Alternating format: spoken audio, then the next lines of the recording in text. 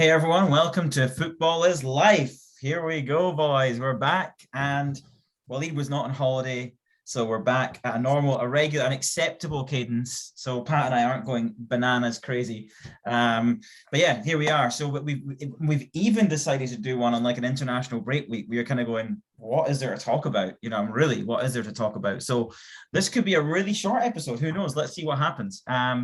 But yeah, so I think where to start, boys. Well, international break, as we know, it's a little bit of a for fantasy football managers. It's all about who's going to get injured. Don't make any changes until you see what happens there. And we'll see what happens. As club, for supporting your club, you're the same thing, right? Just don't come back injured. That's what everyone's thinking, right? Going into the stretch, these key games for all of our teams. We've got some skin in the game, but on our teams, I think it is important to find out because.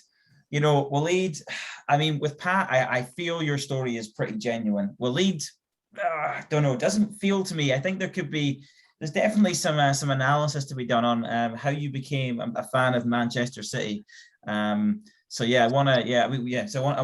start with you, Waleed, because we want to understand each other's stories. How did you how did you get into football? How did you end up being a City fan? I want to hear that story because I don't know, something doesn't quite ring true with me, Pat. I don't know what you think, but yeah. Something smells off. So Waleed, go on, take it away. So technically, my local team, based on the length of time that I've grown up near it, should be Blackpool in theory. And if I was to go down the traditional route of inheriting a team from my parents of sorts, it should be Manchester United. So my dad is a big United fan. Wow. He started watching football a while ago, and he's been a big United fan. And I hated Fergie while I was growing up. I absolutely loathed him. I loathed the arrogance of the United team, the whole class of 92 or whatever business it was. I hated that with a passion. And the fact that there was no competition pretty much. It was just United. Sometimes Liverpool would be there, sometimes Arsenal would be there. I just hated that. I wanted sort of a more underdog vibe. And so my favorite color is the color blue. So I thought the only natural thing for me to do was to become a City supporter in the lofty times of 2005. So 3 years before the money. Yeah, listen, this sounds like insider trading to me, Pat. I don't know about you. This sounds like insiders. He knew what was coming, right? You're somehow connected to people at that club. You knew it was coming, and you thought, right, I'll get in a few years before, so I look like a fan. Okay, I got it now. So wow. Waleed, if you like an underdog, why don't you just go for Everton now? Why not switch sides? No? Yeah. Now. I mean, if I want to, I'm not going to flip allegiance that quickly just yet. I mean, don't get me wrong, the oil will run out and I'll become a Chelsea fan. But I will. I don't know. There's something about City. Just the fact that they were just so unbelievably okay. They were just not a great team. The fact that Elano's free kick against Newcastle United was probably the greatest memory that I had between 2005 and 2009 is probably the highlight, and that says something. I just really didn't like United. Everyone was a United fan around me, and I just couldn't fathom why. Why not go for some variety? It's like, for example, Pat, you've gone for Spurs, and that's nice. You've gone for an underdog in the league. That was the vibe that I was hitting at around 2004, 2005. Wow, yeah, just what every football fan wants, a team that don't win anything. Yeah, there we go. But look what's happened now. So Pat, I guess you've kind of touched on this, right? Where it's like a friend. So I guess the question for you is how'd you get into soccer? You're American, you should like American football, right? How did you get into soccer? How'd you get into real football? what happened? First off, the sports that I'm used to are all happening at 3 a.m. while I'm here. So I can't I had some choices, right? I could really become a huge follower of darts. 180. No, that's not enough for me. I need a little more excitement than that, maybe. Or maybe cricket or whatever other sports are going on. The one that made the most sense to me was football. And it's a little bit close to hockey, which I love. And so I feel like some of the game flow of the game and the way it all works and everything has more similarity to hockey than American football for me. And there was that. And then also, everyone that I worked with, I came over and I'm working with a bunch of new friends, and everyone I worked with was a fan of some sort. One person in particular who was, kind of very instrumental in me picking the team that I chose. She told me right away, for kind of when I first got here. She was basically my first close friend in the company and in London. And she said, well, you have to become a follower of Premier League. You have to pick a team. You can pick anyone you want, but it just can't be Arsenal, and it must be Spurs. And so like that was the starting point for me getting to know them. But I actually said I need to do some research first, like before, because I know how I am. I'm going to pick someone. I'm going to be relatively loyal to that team. I need to do some research. And at the time when I came over, it was October of 20, and at that moment, Spurs happened to be atop the table. There happened to be, a lot of counterattacking going on, and I saw a couple of games where they were like they scored 3 times and just on these brilliant counterattacks. A lot of fun to watch. Son and Kane hooking up in these games. And then I watched a documentary. I watched a documentary with Tom Hardy doing the narration, who I love. Tom Hardy's, I'm a big fan of Bane. I'm a big fan of Tom Hardy. So all of that together was enough for me to say, all right, there's my team. And it was a little bit also, they weren't the favorite. They weren't, even though they were on top of the league, I looked back at their history and I saw, okay, this team hasn't won basically since I've been alive, really. So like, why not choose somebody who I'm going to have to invest a little bit of time and effort before they finally get a chance to get to the top. So that's pretty much the story. Wow. There you go. That's way more credible than the Leeds. I still have some questions. I mean, Ross, was it nice coming into football in 2015 when Klopp came to Liverpool, or like? Mate, I've been a fan so my Liverpool story is, so I originally Partick Thistle are my team, right? The mighty Jags. There's only one team in Glasgow. I am a Celtic sympathizer because my sister, when we were younger, when Rangers went on their like 9 in a row run, when Alan McCoy was playing and Gaza, just went into this brilliant team. She supported Rangers for no reason, and it just infuriated me. I was like, why do you support Rangers? Like, our family team is Partick Thistle. Like, yeah, they're not, we don't win lots of things, but I just couldn't. So I just really had this thing because of my sister. So that's kind of just stuck in my head a little bit. But I'm a Thistle fan. I support Ross County because I grew up, moved to the Highlands of Scotland. They were my local team. I went to see them every week. So they're my core teams. But Liverpool, in between that, we moved about a bit. So I was born in Glasgow, where Partick Thistle are from. We moved down to Wigan, right? So really, in that area near Liverpool, right? So Wigan, the Pie Eaters, as they're called down in Wigan. One of my best mates in the world, Pete Jones, is lived in Wigan, and he was him and I were best mates, and our mothers were really good friends. And he's just a mad Liverpool fan. So I didn't really have like an English team, if that makes sense, because I was young. I was in primary school. And he was his dad was a season ticket holder, and he was just the maddest Liverpool fan. John Barnes era, this is showing my age. And I was just like, that was it. From there on, I was like, because of that association, I was just like, that was the team in the Premier League. I was like, that's my team. I did, to be fair, I remember when Paolo Di Canio went to West Ham, I always had a soft spot for West Ham because they used to be this like attacking football crazy team. Like they were, and Upton Park, for those that remember, was really tight. The atmosphere, I don't know. I've always had a little bit of, a like for West Ham, but that's how I started supporting Liverpool. It's just like down there at the time, Wigan were a non-league team. It was all rugby league, which I wasn't really into. And then just because he was such a big Liverpool fan, and we played football every day together, it just became a thing. And he's taking me to Anfield and stuff, and there we go, here we are, years later. So that I've been through, like, if I got a heads up about this, it would be like 15 years ahead, if not more. I've been through the mediocrity that hopefully Man United are feeling right now. I'm hoping this is the phase they're entering into, this long period of achieving not much. So yeah, that's how. And also, like, I feel like now growing up, and obviously Glasgow, where I live, Liverpool, like very similar cities culturally. The people get on. I love the city of Liverpool. I love the people there.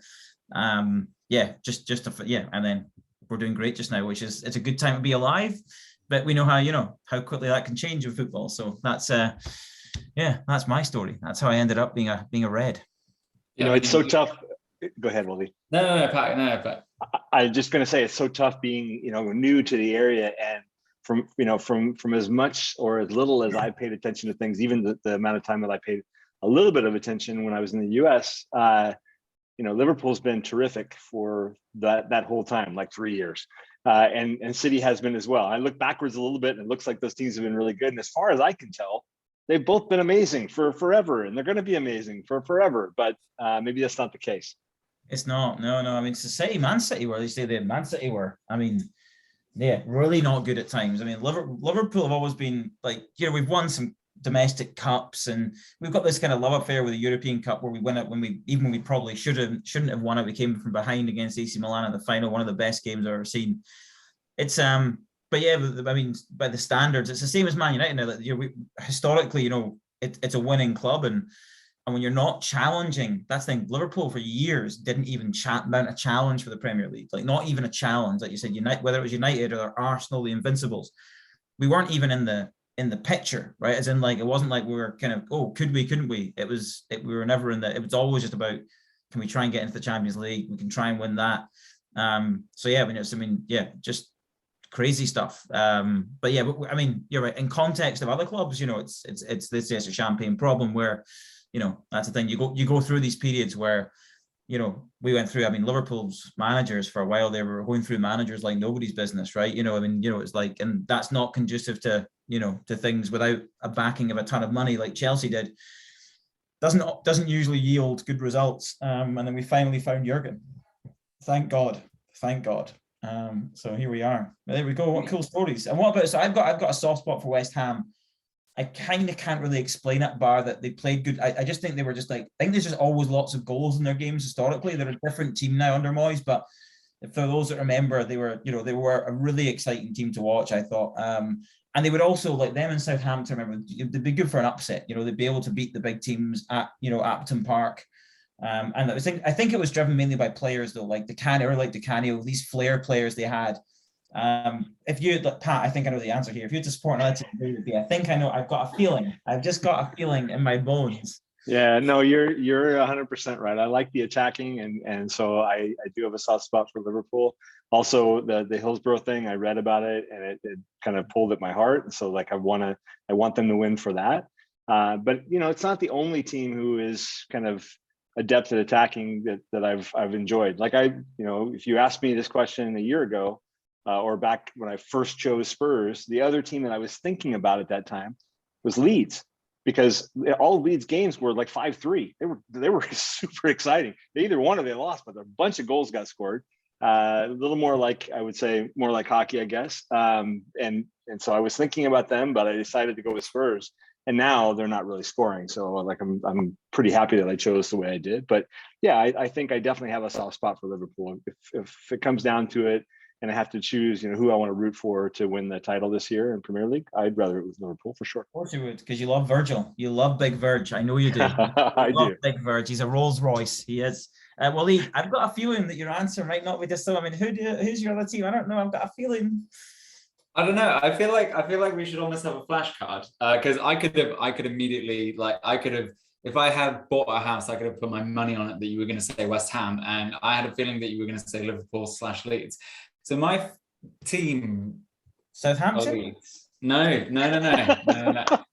Can you imagine I give that much stick to one team, which I now actually quite admire, and then Leeds. Leeds has to be Leeds. So I watched the documentary on Amazon Prime. I've got a couple of good friends who are huge Leeds fans, and I basically sat down with them and heard all about it and all the pain. I really like the fact that they've also, they've basically been a poached club as well, like some other clubs like your Southamptons and West Hams and everything like that. They've been a club which other people come and scoop stuff. I mean, I just literally read right now that Rafinha is probably off to Barcelona. Like it's a club that will never, they have a lot of ambition. They have a lot of great fans and they play really, really good football, but they're just never going to be able to keep the players, which makes me feel a bit sad. But I really like the way they played in the Bielsa. And I think maybe I am just supporting Leeds during the Bielsa era, which might be a bit haphazard. It's like coming to support United at the tail end of Fergie's time. But I don't know. I feel like if Jesse Marsh can pull something off, there's a lot to say about Leeds. There's a lot to like about them. Listen, if Leeds owners were as ambitious and they put their money where their mouth is, like the club has got. I'm having some confusion. Oh, that's hilarious. He's talking to himself. You love that. He's I think I'm having some computer issues. There he is. You're back, I think. But Leeds, like if their ownership match that, they talk about being ambitious, but that club super well supported. Like they've got everything that you would say, you know, like potentially bigger than a lot of these other clubs that people say are potentially big clubs. They've got massive potential, but it's about investment. I think the Bielsa thing, it's you know, like, well, I mean, it's, yeah, I understand why that happened, but you're like, yeah, I don't know, like you don't want to get into this managerial merry-go-round. That doesn't really help. I think if they need to stay up this year, obviously, but yeah, like you say, I think that they're, you know, like there's talk of I think Rafinha looks like he's going to go. But they've, you know, they've done well to, you know, they've got a lot of young players. I think they will, it is about keeping those players, but you know, it's what kind of club are they going to be? If they're going to, it's a bit like the West Ham debate just now. It's like, you know, there's a lot of teams like Leicester, you can throw Villa, Everton in there. It's like, are you going to spend enough to be able to keep Declan Rice to, you know, like, are you going to be able to match these people's ambitions?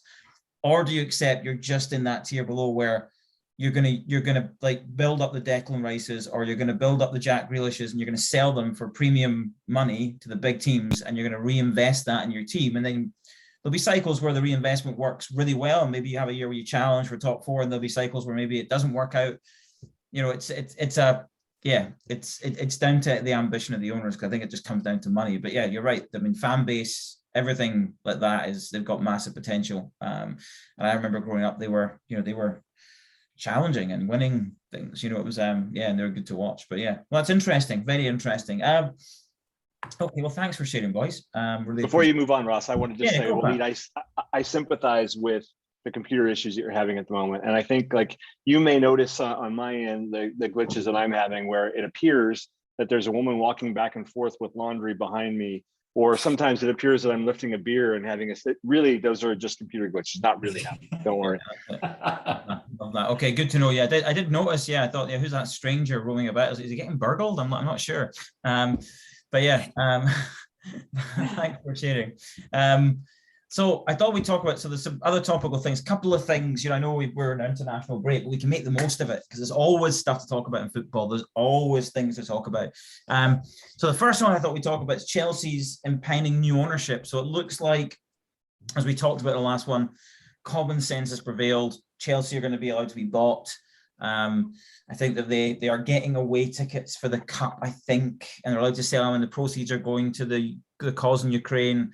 So there seems to be reasonable compromises made, so the fans are at least a little bit, you know, protected from the impact of something that's kind of out of their control. But there's going to be these impending new owners. I think every one of them is like American backed somehow, is what I read. I don't know if that's true, but there's yeah. So anyway, lots of wealthy people wanting to buy Chelsea. Unclear what that will mean for, you know, the Chelsea we've known under Abramovich, where it's been he's playing fantasy football every week with a real team, which is pretty awesome, right? You know, if you can do that, you know, we don't know. It could be a similar model, somebody who's crazy fan with stupid money, or it could be you know, more of a model that maybe Man City, that's, you know, they try and hide the money they spend under other guises, right? Basically, they're just smarter about it, and or I guess Abramovich is more just, I don't care, I'm just spending money. But I think it begs this big question, which is, you know, it's really around, and Pat, this is something that I'll bring you in this. You know, if you think about and we talked about this before sometimes, with the difference between like American sports and the sport over here, right? So, you know, if you take let's take Man City as a good example, or Newcastle is probably a better example, a team that, you know, since I can't even remember, 20 odd years, maybe longer ago, since they were competitive, change of new owners, wealthy people, all of a sudden you could go to being like a big team, right? And people argue with like, oh, they don't have the history of Man United, and there's all these arguments. But I think that what it highlights is that there's this ever increasing gap, right? If you look at these teams we talked about, like Leeds and Aston Villa and Wolves that are, and West Ham, Leicester trying to get into the top four and compete and play in the elite competitions. You know, this idea of like these rich owners coming in, it almost, you know, does that make it fairer in more respects? If you think about American sports, where the idea is there's franchise ownership, there's draft picks. So the idea is, the philosophy is, I mean, it doesn't always work, but is that the weaker teams get the better players that are coming through, which means that everyone's got a kind of fairish, you know, they've got the salary caps, which again would go to that being competitive. Whereas, you know, does this make it fairish? Because you could say anyone could be bought by wealthy owners, and if you all get bought, then it's like you're all competitive. But or does it just exaggerate that gap between the big teams with that amount of money to your kind of Leeds are going, well, we can't possibly keep Rafinha. Or when you look down to the bottom of the table, like the gap between Burnley and one of those teams is huge. So I just wonder what you know, as an American sports fan, what you think about the model over here. Yeah, I've been watching this a lot and thinking about it because having been a big sports fan, basically every sport in the US, I think in most cases, one of the things that's consistent about American sports is that the commissioners of those sports are doing everything possible to try and make it as close as possible to like create parity inside their leagues. And the reason they do it is because they're trying to make sure that the fans in the different local markets are all engaged with things for as long as possible. They're trying to make sure that teams have a chance to make the playoffs, you know, kind of occasionally, so you don't lose interest in what's going on. And I think there's some other pretty big differences as far as like you don't have the whole promotion relegation thing in a bunch of different divisions. It doesn't work exactly that way, but a lot of what they do, you know, draft picks and salary caps, and the tougher teams play a tougher schedule. If you finish first in your division in sports, you know, generally your schedule, not in all sports, but in the NFL, for instance, your schedule looks different, looks easier than a team that finished fifth in the division last year. And the reason for that is because they're trying to help make sure that they level the playing field as much as possible. The kind of saying is the NFL would love it if every team goes, you know, 9-8 or 8-9. That's perfect for them because everybody has a chance to be in it. Now, you still have some teams that are run better than others. You still have teams like the New England Patriots who have a Tom Brady for a long time, and they just end up being like ridiculously good because they have a player at a key position who is really terrific. But the league is actively doing things to try and make it more even. And I think like I'm only a couple years in watching, and as I said, it looks to me from all I can see is, oh, you know, like Liverpool and City are up there, have been up there, and it looks to me like City's been there for a while. It looks to me like Liverpool's going to be there every year. Might well be that those cycles are just a little bit longer than they are in other sports in the US, but there are still cycles. But it also feels like it's very difficult to compete well when the pockets of the ownership of the other team are a lot deeper and they can spend, you know, a lot more money. It's hard. How do you keep a Rafinha on your team? How do you compete with whoever the new hotness is in Europe that Premier Leagues or teams are trying to get? Like I watched it a few times at the transfer window, like right at the end, where Spurs said, "I want this person, I want that person." No, we'll take Diaz. You know, like someone comes in and swoops in and takes a person, and it's basically because they can offer a more attractive team to play for based on kind of what leagues they're playing in, but also they can pay more. And so I don't know. Like I think it's an interesting thing for me. I'm going to have to take a little bit more time before I have a really strong opinion on which way is better, but it's certainly very different. Well, yeah. What's your thought on this? I mean, it's another. So in Chelsea, we're already one of these teams, but you know, Newcastle, there's other teams that I think there's rumors of, like, you know, I mean, Leicester have a kind of, they're not quite, you know, maybe quite as well, don't spend in the same way, but they've tried to break in there. You know, there's, you know, is this the way it's going? Do you think that there's like Premier League teams for sale because, you know, like fans feel like you're selling the heart and soul of the club to try and compete and be successful? I mean, it's so tricky. I feel like there's no real sort of there's no silver bullet, right? There's no silver bullet. I mean, the NFL at least has the benefit of the fact that there's a set number of teams. There's also, you know, there's no promotion relegation, but also what I think is quite important is that they don't have other countries and other leagues of the same sport compete against. Because it's not just the fact that the teams within the Premier League and then the Championship and everyone else are competing within those teams. The Premier League is also competing with every other league in the world, and they have to. Every league that isn't the Premier League potentially is going to be called a quote unquote farmers league, right? Because the quality of the football isn't going to be as good because maybe one or two teams are going to be brilliant. That by no means means that the Premier League is a farmers league because it's just Chelsea and Liverpool. City and Liverpool that are competing. Chelsea as well. I don't really know what the answer is here because the thing is that it's good that to an extent.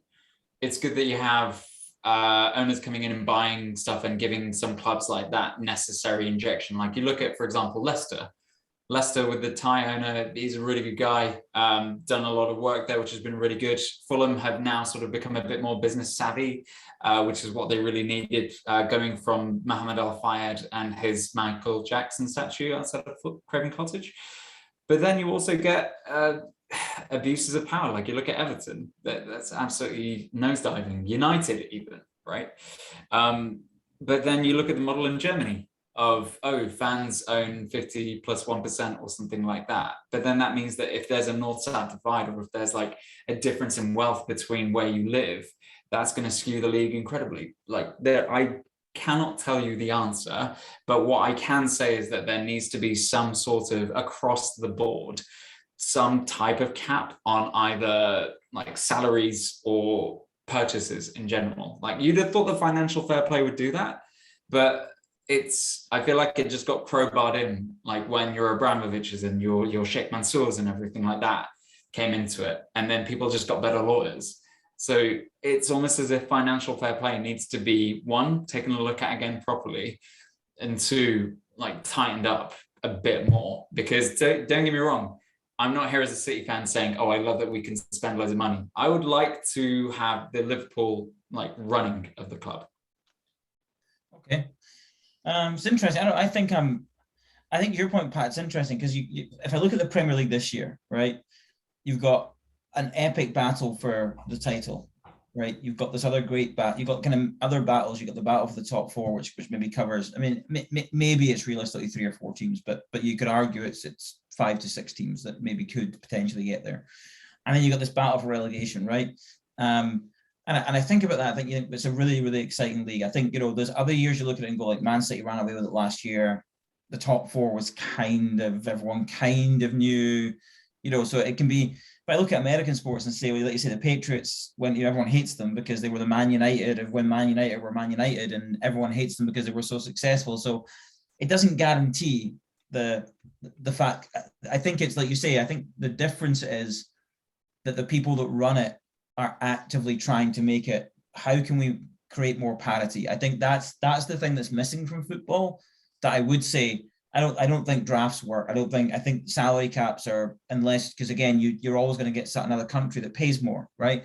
That's even happened with like people going to China, like Oscar, and he said that he's a Chelsea player, and he was like, look, essentially, like, I'm tripling my earnings, and like, I think about my family, my future. And so it was like, the be all and end all to him wasn't about winning the Champions League, the Premier League when it came to money. And it's like, you see that with a lot of, American athletes where you're going, why are you going from the Kansas City Chiefs to the Miami Dolphins, mate? Like, well, it's because they're paying me ridiculous money. Okay, well, cool. If that's what, Tom Brady notoriously took a lower pay to have better teammates, right? So he could win more. So I think it's a complex thing, but I do think the only thing that I think is a problem is how do the people that run, and I think you look at the talk of the European Super League, it's about that'll just make the richer clubs richer, the richest clubs richer, and establishes more of this elite. And as much as you want to see those elite battles, it's like the story of Leicester, like that. We all know that was like, we're lucky to have seen that, because when will that happen again? It's hard to, you say, Pat, like trying, like who could be the next Leicester? It's hard to see, right? With just the amount of spending that these elite clubs have, it's just so unlikely that will happen again anytime soon, and it becomes a rarity.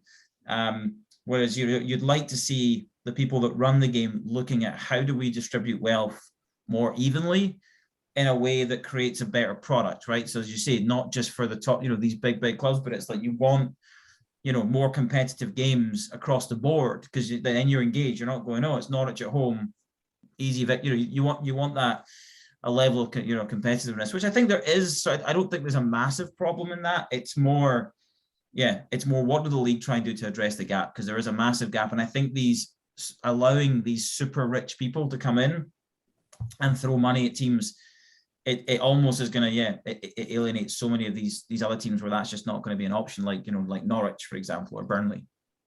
But just to play devil's advocate, yes, I agree that it isn't great at the top end of the table. I mean, it becomes a bit more kind when it comes to your championship and below. But doesn't the concept of a ridiculous owner with heaps of funds to help try and rejuvenate a club that is struggling or not even existent really, to get them to some sort of fighting competitive form and give something more back to the area, doesn't that excite certain fans? Like, you look at Wrexham, that is a key example of, like, you should also see the highlight reels of the 6-5 win that they had. Yeah, that is amazing. Madness.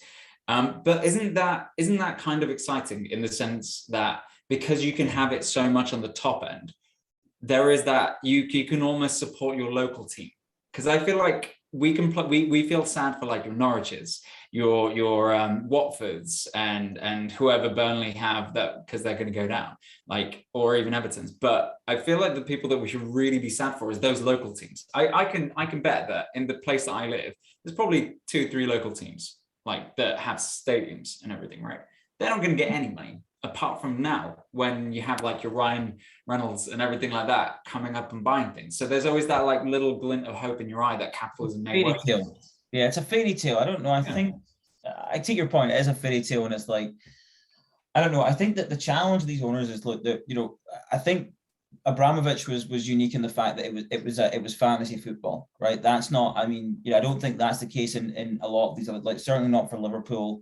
Certainly not for the Glazers at Man United. Certainly not for Kroenke at Arsenal. I mean, you know, these people are in it because they're rich and they see an opportunity to make money. This is the problem. Is what it does is it, my biggest issue with it is this is where you get the soaring player wages, because you got these big clubs, all this money. How do I want who wants Mo Salah, right? Who's going to pay the most, right? And it drives the salaries. And this is where I do love this idea of salary capping, because it's a match. If you want to take a big hit on a player like Messi or Salah, that's fine, but you're going to have to get creative around that, because, right? So it's like, so I think that's what I like, because I think what that does is it protects, like, if you think about the cost of going to see football games, right? It's crazy. It's getting higher and higher. And the biggest reason for that is because of the, you know, player wage demands, because of the competitiveness in the market. And I think that, you know, they'll go the highest bidder. These teams are bidding against each other. It's all about success. I think it creates a real issue with keeping the game affordable, right? I think that's that. You know, it's a work. You know, it's like you're right, Pat. Like, ice hockey is a blue collar sport, right, across the pond. Football is a working class sport, right? It's not. If you look at the price of Premier League now, and you look at the price of the NHL, similar problem. It's not really, cost is not really a working class cost, which is really what the sport was born from. So that's and I think that's the same across there as well. So it's like, how do you address that? It's a big problem. You know, players are earning astronomical amounts of money. It's crazy, and people are willing to pay because everyone's willing to pay to watch it, and they have this product, and it's at some point it has to burst. I think at some point. I agree. It goes the wrong direction, and it really prices people out of, you know, being able to take your, you know, a couple kids to the game and just go and enjoy. It's not an easy thing to do. But I also think that even though I'm finding an awful lot of joy in watching what's going on here, and I'm loving it. I'm loving the promotion relegation stuff. I'm loving the fact that you can look at people in other leagues. I think that, Waleed, your point is super well taken. You don't want to just leave yourself open to being the farm league for, you know, Real Madrid and Barca and whoever might want to come in and take your players. But you're also missing out on, like, if you look at the Bengals from this year in the NFL, you have a team that, sure, it's a 53-man roster, and you shouldn't be able to just like do it with a couple of players. And yet, like, Joe Burrow and Jamar Chase basically were unstoppable. No offensive line, no running game, doesn't matter. They still got all the way to the ultimate game. And it's a neat story to be able to see things like that. So the Leicester story is one that you want to be able to see occasionally, in my mind. So I don't know. I mean, I just think that it's, if the only way to get there is to do it the way, you know, you bring in somebody who's got a lot of money and start to buy up the Mo Salahs around the league, and that's it. I just think it's a little bit tough.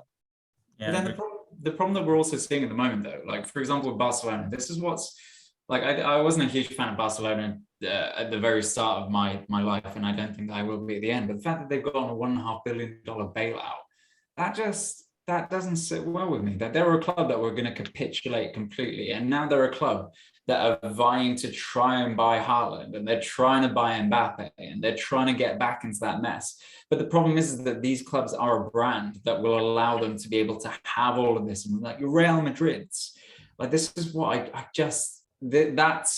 it's one thing to have a wealthy owner, but then it's another thing to be in a position like Barcelona and Real Madrid, who are perpetually crippled financially, but still seem to manage to get away with it. It's again ironic coming from a Man City fan, but yeah, again, things you love to hear. You know what? At least you're consistent, was it? At least you're consistent, which is great. Okay, well, listen, let's move on to the next topic. So the other topic is there was the FA Cup semi-final draw. Crystal Palace facing Chelsea. Conor Gallagher, unfortunately, will be ineligible to play against this club, which is it's a shame for him, I think, because he's such a great season, great football. I think he's excellent. And then the other one is looks like we're thinking could City and Liverpool meet in the Champions League final, the FA Cup final, and battle for the league? The answer is no. They're meeting in the semi-final, but the game is at Wembley Stadium, which is a significant distance from where both sets of fans typically would come from. And there's no direct trains on. So there's this thing, the FA have said they're going to put 100 buses on. There's this whole debate about moving it. What do we think? Should it seems bonkers, doesn't it? They're saying it's about finance, right? They're saying that having it at Wembley, the money they make, whereas if they outsource it to another stadium, like let's say Old Trafford, they're going to lose out on the money, and they've had to lay people off during furlough and all this stuff. So it's about money. What do we think, boys? Should they move it, or you know, what do you think about the FA Cup semi-final being played at Wembley? In general, should it even be a semi-final? Why, you know, that seems crazy to me, right? Why would you play the semi-final at the stadium? It's like that. The showpiece should be at that stadium. It kind of devalues it. But anyway, what do we think? Wasn't that schedule? Didn't they put that on the schedule a long time ago? Yeah. Play on, non-subject. They should just go ahead and do it. No, I mean, I get why, but like they scheduled it a long time ago. It's not. I don't think they did anything to try and punish the two of them or anything like that, or trying to punish their fans. They said the semis were going to be at Wembley. The semis are at Wembley. It's all good. I can understand the pragmatism there, but I think the issue is that they're pretty much next door. Like there's really not any distance between between Manchester and Liverpool. But on top of that, when you add logistics into it, and yes, they can throw 100 mega buses at the situation, but with all due respect, if there is one accident on the M25, that's an empty stadium. The only way that we could fill up that stadium that quickly is by scratching off City and putting United there, and you get the fans flooding in from London. Like it doesn't make that much sense. I mean, it makes sense in the sense that, yeah, they've already booked it in, but I'm not here for it. Yeah. I mean, it's easy. A Spurs fan love it. He's like, I don't care. We're not in it. Who cares? Like, no, I have a different take as well, which is my first live game. I've been to now like 7 Spurs games. My first live game for like a major football game was River playing Boca in Argentina for a cup final. And I watched this game in Mendoza, Argentina. Why? Because you couldn't have that game in Buenos Aires. It was like, it's too dangerous to have everybody kind of from the fans from both teams there in that stadium for a cup final. So they decided to play it somewhere away and force people to have to, kind of travel or whatever. So I saw it, I don't know how far Mendoza is from Buenos Aires, but it's probably 8 or 9 hours, by car. It's a long way. So yeah. So like, it's going to save any sort of violence, right? There won't be any violence at Wembley. It'll be fine.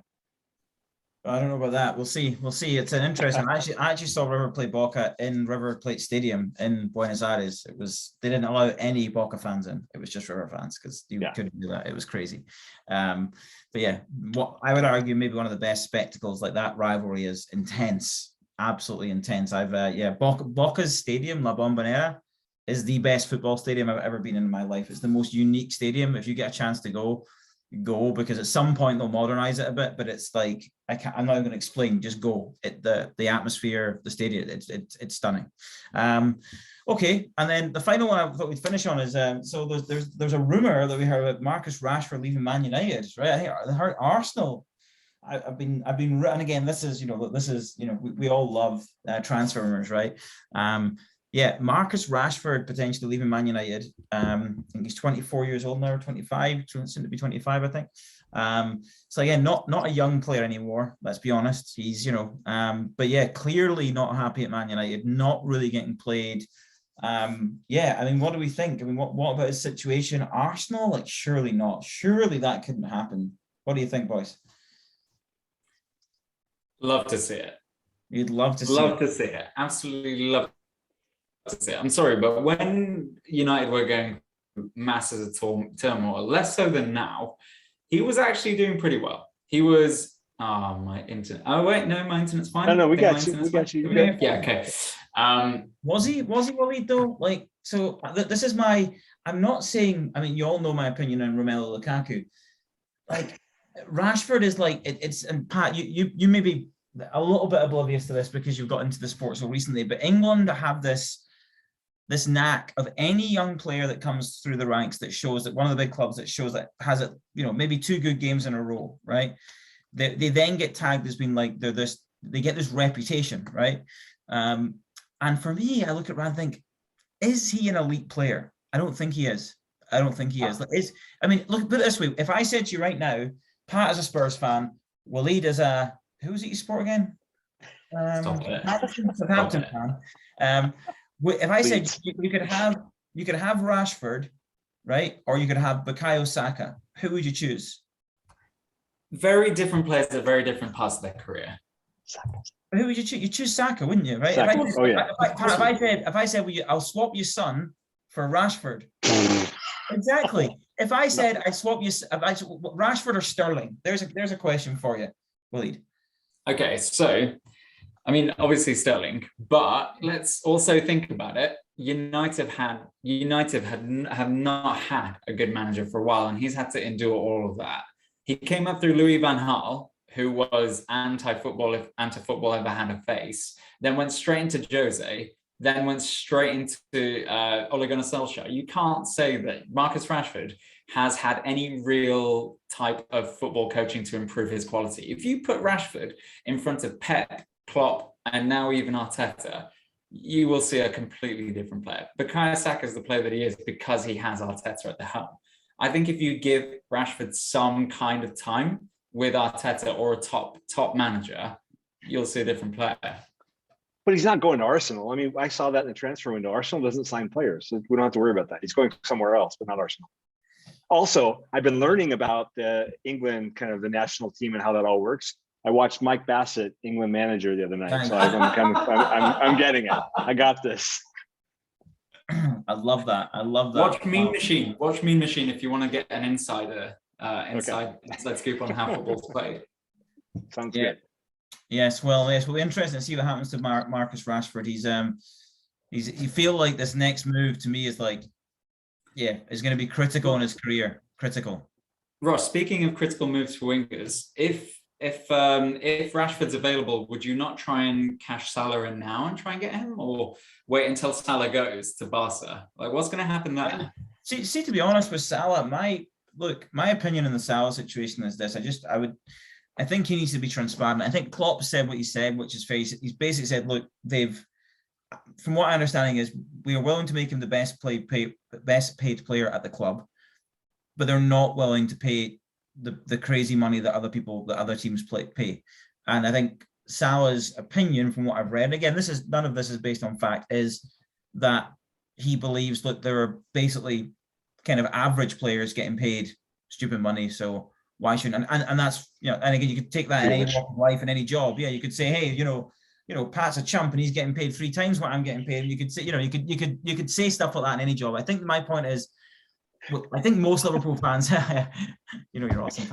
But most Liverpool fans, Pat's laughing because he's like 3 times, 8 times more. But yeah, I think where most Liverpool fans land with this is, obviously we don't want to see him go, right? Because obviously we love him. I think it'd be a mistake for him to leave, as in, like, people have made these types of mistakes before. I think look at the age he's at. He's not got that many years left at the top. He's probably got 3-4 maximum in his proper peak of his powers. And I just don't see other than honestly Man City, where are you going that's going to give you the platform to go and do that? But I agree with the club stance in it. I think if the problem is, if you say, right, we're going to pay Salah £300,000 a week or whatever it is, right, and align him with the De Bruynes of the world, or 400, whatever it is, you're then going, if you're Sadio Mane, right, if you're Luis Diaz, if you're Diogo Jota, if you're Virgil van Dijk, Alisson Becker, right, Thiago, Hendo, Robertson, Trent, best assists in the league, right, you're going, okay, well, wait a minute, if that's the ceiling now, and I'm here, and all of us, and this is where Barcelona have ended up where they've ended up. This is, so it's, learn from people that have made mistakes. I think it's the wrong thing to do, and I think the decision to Salah is, look, Mo, I think it's unlikely he's ever going to go to City. So I think the only place he's going to go abroad is probably like a PSG, maybe Juventus, Real Madrid. Even Bayern won't pay that. Bayern Munich are renowned for not doing that type of thing. So I'm kind of going, like, go to Paris and play in a substandard league if you want. You don't have the same platform there, right? And you know, look what's happened with Messi. So I just feel like that's the offer that's on the table to Salah, and I feel like they're holding out to get a best in final. But if it's just down to money, I'd rather him just come and say, look, I feel like I want my payday. Okay, we'd all wish him good luck. Go and take your payday. You've been amazing for us. No problem. We'll sign Rafinha, or we'll sign Saka, or we'll find somebody, right? And we've signed Diaz, we've got Jota, we've got Firmino and Mane. So do you want Mahrez? The future, yeah. Do you want Mahrez? I would take Mahrez. I would take Mahrez, like Saka. Yeah, Mahrez is awesome. But I mean, look, there's a number of players you could say, do you know what? Look, the difference with Salah though is his goals. Like, you look at his numbers, like he's one of those players that just, like, you know, even when you're going to go, hey, he doesn't play that great, he's putting big numbers up every year. That what can happen when somebody like that leaves is all of a sudden Mane steps into the breach and starts producing bigger numbers because he's not playing kind of second fiddle. It's like, look at Benzema now that Ronaldo's gone, right? So I'm not overly worried because I think we still have enough quality there, but obviously we don't want to see him go. But I agree with the club stance. Don't break the wage structure, and that's got to be the policy. So yeah, 100%. I hate it when players hold clubs to ransom. That just doesn't work. Who do you support again? Who do you support again? Wait a minute. We let people go. We let people go. They don't hold us to ransom. We very much. De Bruyne just did a whole data analysis. The computer says I'm worth £350,000. Okay, take it without a second thought. Like, that's not really holding to ransom. There is no wage structure at Man City. There is no wage structure at Man City. There is no wage. He's the highest paid player. He's the highest paid player, and almost rightly so, right? The difference is that he brought data to the plate, while Salah just went, wow, I'm scoring loads. Well, no, I'm sure now I brought the data. Just go, look, that's data. Look, I score more than anyone. It's like, but no, we're not breaking the wage structure. So, yes, yeah. I think honestly, I feel like there's a Liverpool fan inside you yet, was it? I feel like you've just. Let's not let it go by. Let's not let it kind of fade into oblivion here that Ross did that whole monologue, that whole 7 minutes, just so he could say the name of 9, Reds during the whole thing. He listed the half the team. And then I thought, like, somehow he missed Firmino. He circled back and he got him anyways. Like, it's amazing. He's got them all. Bobby's my boy. So, well, there we go. Well, listen, boys, it's nice to chat football in the international breaks, giving us something to keep us distracted. Yeah, we're back to business at the weekend, I think. So I'm looking forward to that. That's it. I think it's at Man City's trip to Burnley where they never win. That's tough, eh? Glass we're going to struggle now. Yeah, there he is. Yeah, going to struggle there. It'll be a really hard fought 7-2 victory. Yeah, probably. But yeah, let's see what happens. Big weekend ahead. I hope everyone enjoyed the chat. Always a pleasure, chaps. And yeah, have a good rest of your day. And thanks for listening. Cheers, folks. Thanks, everyone. Bye.